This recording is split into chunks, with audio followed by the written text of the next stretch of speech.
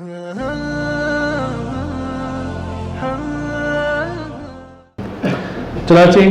ये कायनात कैसे बनी, आजकल की लेटेस्ट साइंस के अंदर जो थ्योरी इसके ऊपर चल रही है बहुत मशहूर है, उसका नाम है big bang theory. Big bang theory का खुलासा ये कि एक बहुत बड़ा प्लेनेट था, एक बहुत बड़ा कुर्रा था, वो एक धमाके से फटा और फटने के बाद उससे जो टुकड़े अलग अलग हुए उससे ये तमाम ज़मीन, चांद, सूरज, सितारे, सैयारे, ये सब कुछ उससे बन गए। ये एक बेसिक थ्योरी है जो आजकल कॉलेजेस, यूनिवर्सिटीज़ में पढ़ाई जाती है, मानी जाती है, और साइंसदानों का ख्याल है, यानी जो गैर मुस्लिम साइंसदानों का ख्याल है कि कायनात इस तरीके से वजूद में आई। अच्छा, ये थ्योरी उनको इसलिए अपील करती है कि इसमें खुदा का वजूद कहीं नहीं है। बस एक कुर्रा था, वो फट गया और उसके टुकड़े फैले और सब कुछ आबाद हो गया। जैसे मैंने कहा कि उनका ये ख्याल है कि थिंग्स हैपन्स बाय एक्सीडेंट्स, बिल्कुल उन्हीं में से एक ये बिग बैंग थ्योरी भी है। हम इस थ्योरी का एक्सरे करते हैं, जायज़ा लेते हैं, और हम भी कुछ सवालात करते हैं, और ये बड़े चैलेंजिंग क्वेश्चंस हैं कि जी अगर ये बिग बैंग थ्योरी ठीक है तो हमारे इन सवालों के जवाब दें। वो कहते हैं कि एक बहुत बड़ा कुर्रा था, एक फर्स्ट बॉडी थी, एक प्लैनेट था जो धमाके से फटा, टुकड़े टुकड़े हो गए और ये सारी कायनात वजूद में आ गई। हमारा पहला सवाल ये है कि वो पहला प्लैनेट वो कहाँ से आया, वो किसने बनाया? उसका भी तो कोई बनाने वाला होगा ना। तुमने यहाँ से स्टोरी क्यों शुरू की, इसके पीछे जाओ ना। वो पहला कुर्रा, जो पहला प्लैनेट जिसको तुम कहते हो फट गया, वो कहाँ से आया था? इसका दहरियों के पास कोई जवाब नहीं।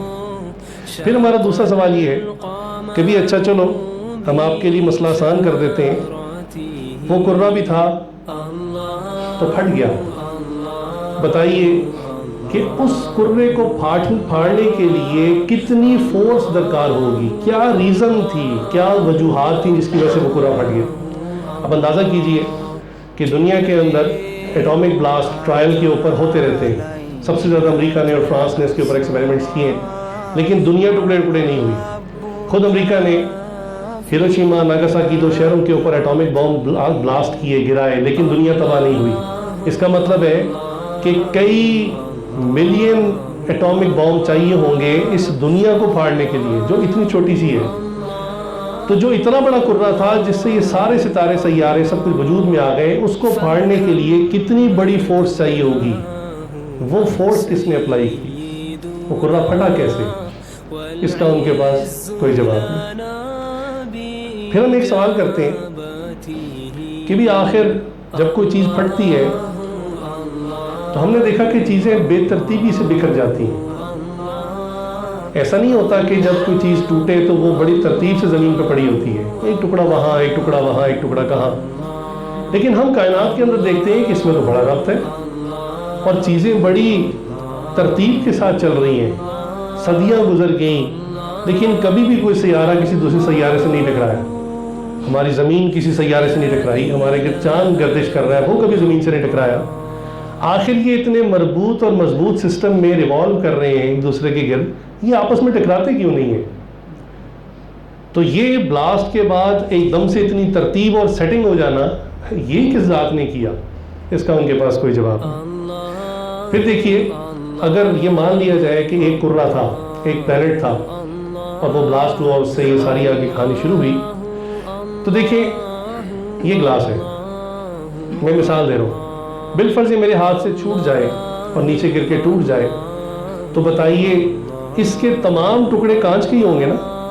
ऐसा तो नहीं हो सकता कि टूटने के बाद एक टुकड़ा जो है वो लोहे का बन जाए, एक यूरेनियम का बन जाए, एक को आग लग जाए, एक जो है वो सोने का बन जाए, एक मिट्टी का बन जाए। ऐसा तो मुमकिन नहीं है। अजीब बात कि एक ही कुर्रा था, लेकिन जब वो फटा तो उससे जो वजूद में आने वाले सितारे और सैयारे हैं, उन सब की फिजिकल कॉम्पोजिशन बिल्कुल मुख्तलिफ है। सूरज को देखें तो वो बिल्कुल अलग, मरीख को देखें तो वो बिल्कुल अलग, चांद को देखें तो वो बिल्कुल अलग, और दुनिया को देखें तो वो बिल्कुल अलग। तो ये जो इतने सितारे और सैयारे और सब की फिजिकल कॉम्पोजिशन इतनी बदली हुई है, ये तो लगता ही नहीं है कभी एक जिस्म का हिस्सा थे। ये तो शुरू से ही लगता है अलग अलग पैदा किए गए हैं। आखिरी दलील ये कि जब भी कोई चीज़ टूटती है तो चीज़ें एक दूसरे से दूर जाती हैं। ایک دوسرے کے گرد گھومنا شروع نہیں ہوتی. ہمارا اپنا جو سولر سسٹم ہے جس میں ہم رہ رہے ہیں، ہمارے سورج کے گرد تقریباً پہلے 9 پلینٹس تھے، اب لیٹسٹ تھیوری ہے کہ 8 پلینٹس ہیں. تو یہ کیسے اس سورج کے گرد ریوالو کر رہے ہیں؟ بھائی جب چیزوں کو ایک جیسا دھکا لگا، سب اکٹھی دور ہوئی، تو سب کو ایک فاصلے سے دور جانا چاہیے، دوسرے کے ارد گرد ریوالو تو نہیں کرنا چاہیے. اگر یہ کہا جائے کہ ان میں کشش ثقل تھی، اٹریکشن تھی، تو بھی جن چیزوں میں اٹریکشن ہوتی ہے وہ آپس میں قریب آتے آتے ٹکرا جاتے ہیں، ایک دوسرے کے گرد گھومنا نہیں شروع کر دیتے. تو پتہ چلا کہ یہ سب تھیوری جو ہے یہ ایک کوئی ایلین لائف ہو سکتی ہے جس سے ہم رابطہ کریں. لیکن اگر پانی موجود نہیں ہے تو یہ پکی بات ہے کہ وہاں پہ کوئی لائف ایگزسٹ نہیں کرتی. چنانچہ اب جو ایسٹرونومی کی فیلڈ سے تعلق رکھنے والے ہیں وہ جب بھی اسکوپ سے دیکھتے ہیں تو وہ اتنا ہی دیکھتے ہیں کہ سیارے کے اندر پانی موجود ہے، اگر ہے تو بس ٹھیک ہے، پھر وہ اس کو آگے ریسرچ کرتے ہیں، اگر پانی نہیں ہے تو اس کی ریسرچ کو ختم کر دیتے ہیں. تو دیکھیے اللہ تعالیٰ نے قرآن کریم میں ایک تھم رول بیان کیا، ایک اصول بیان کیا، اور سائنسدانوں نے اس کو کنفرم کیا.